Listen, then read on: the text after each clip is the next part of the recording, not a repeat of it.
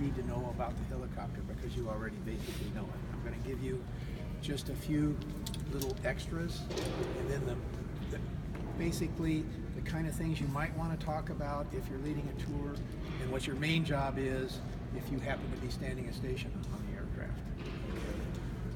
First of all, we know that this is a VH-3A, okay? We know that that's a VC-137. So you might get asked, well, what does that mean?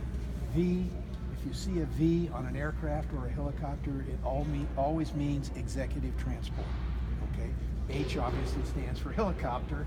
C doesn't equate to airplanes, but you know, all the Air Force airplanes are C something.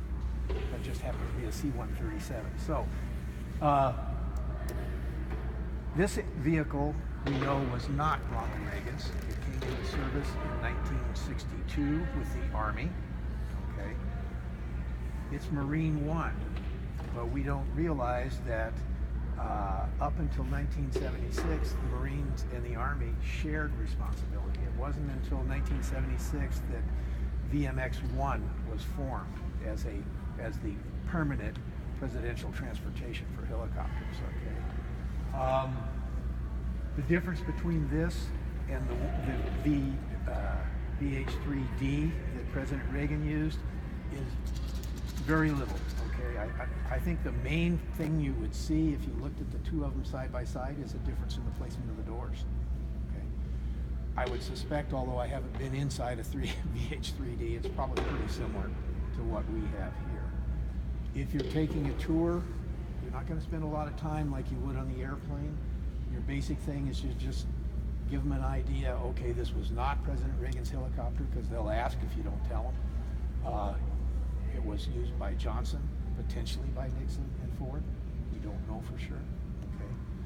And that's really all you kind of have to tell them. With the kids' tours, I'll ask them if they know which seat it is that the president sat in. Of course, there's a seal there, so you know that. Now, if you're standing station in there, your main job, you can talk if you wish, but you don't have to. Your main job, because you're going to be, has everybody been on the vehicle? Okay, for those of you that haven't, you need to go through it, okay? But you're going to be at the back of the vehicle, by the back door. And the reason you're back there is to protect people. I would venture to say that, with the exception of maybe you, everybody has hit their head. If you haven't yet, you will. Oh, yeah. Either going in or certainly going out, because the exit door is shorter even than the entrance door. Okay, so that's your main thing. You want to make sure you tell people, watch your head. And even after you tell them, they're going to hit it. Okay. Any questions? Do you lead the tour through here, or do you send them in and go wait for them? You can do, with adults, I just let them go through. With children, it's up to you. If there's a docent on board, and not every shift has the luxury of having enough docents to have somebody on board, which is kind of unfortunate because people do hit their head. If there's somebody on board, use your discretion.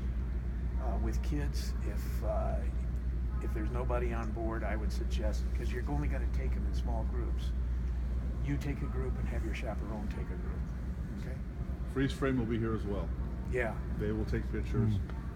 And last week when I had a group, they sent them through 5 at a time. Yeah, they usually always will, 5 at a time. Do you precede them or follow them?